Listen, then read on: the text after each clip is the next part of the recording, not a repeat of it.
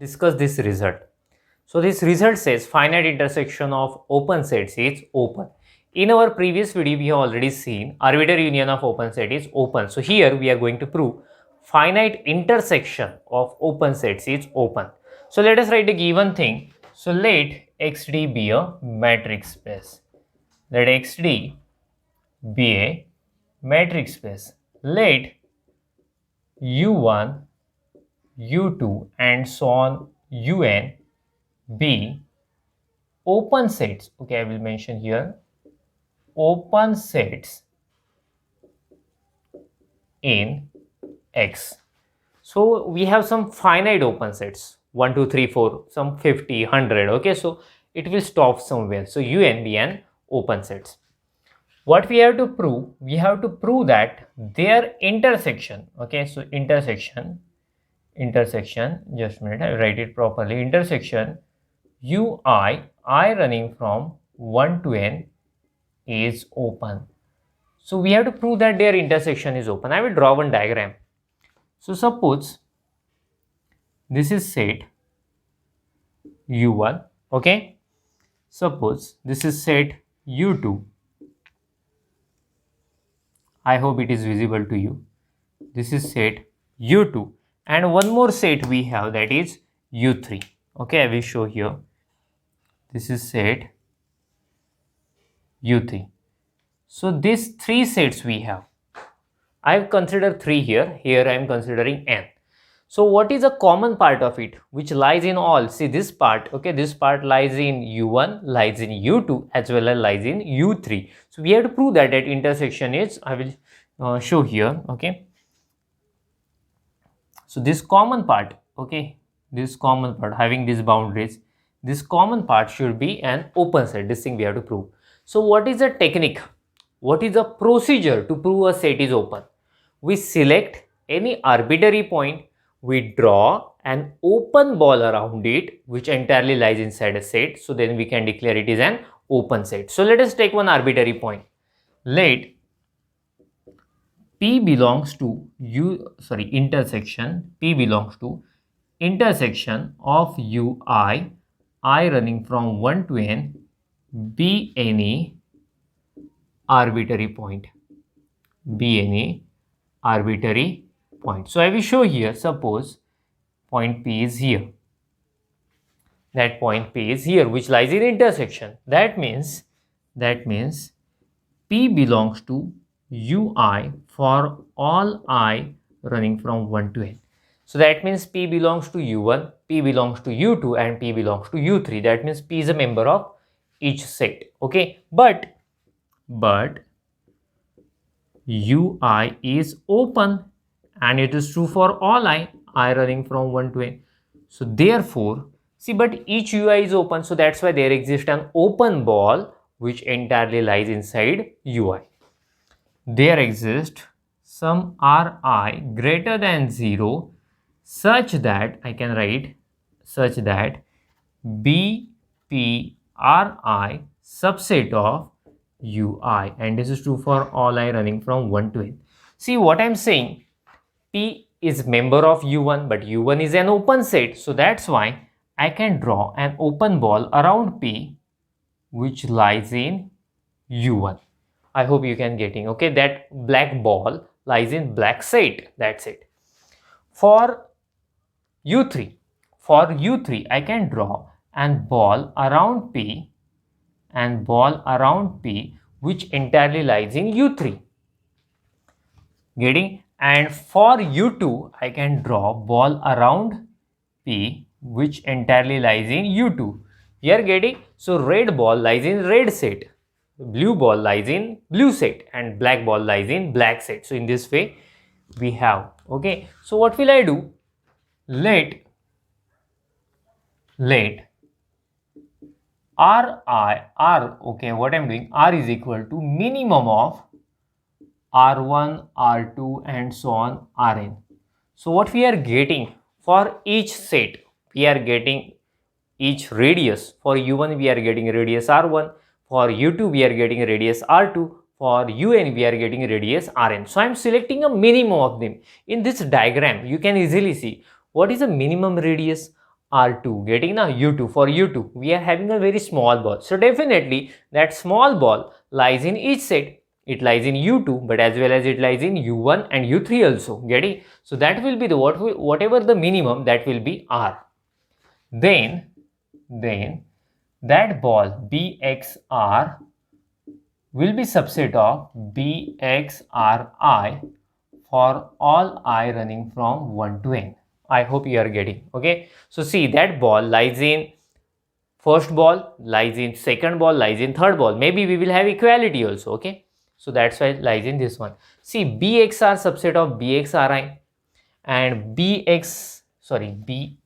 point is P, by mistake I took X, P. So B comma R subset of BPRI and BPRI subset of UI. So we can say A subset of B and B subset of C. So that's why A subset of C. So I will clearly mention 1 and 2. See, from 1 and 2, what can I write? B, P, comma R subset of UI for all I running from 1 to n. So A subset of B, B subset of C. So that's why A subset of C. This thing we have. Getting? So it is subset of UI for each I.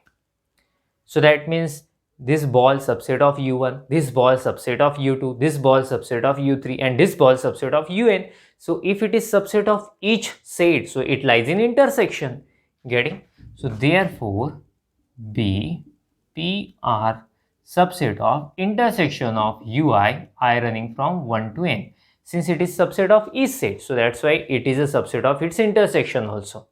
So we started with P is an arbitrary element of intersection, and we could find, an open ball around it, which is again a subset of intersection. Okay, so therefore we can declare intersection is an open set. You can make a screenshot of it.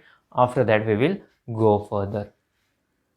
Okay, so for that arbitrary point we have got an open ball, okay, which is again a subset of intersection. So therefore I can declare, so therefore intersection of UI I running from 1 to n is an open set.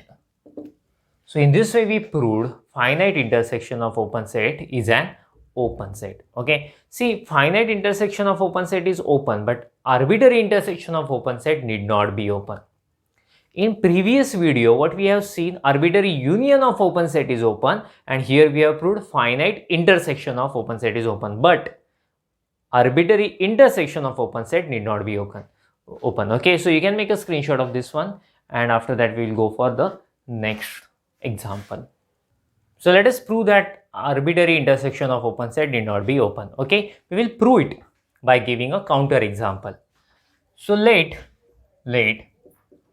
R du be a metric space where du is an usual distance. Usual, that means our regular distance. Okay, d of xy is equal to mod x minus y. Let un, so I am taking set in this way, 1 minus 1 by n, 2 plus 1 by n, and this is true for all n belongs to set of natural number. Okay, we can easily discuss it. That is, what will be my u1? Tell me. If I put n is equal to 1, which set we will have? If I put n is equal to 1, 1 upon 1, 1, 1 minus 1, 0. If I put n is equal to 1, 2 plus 1, we will have 3.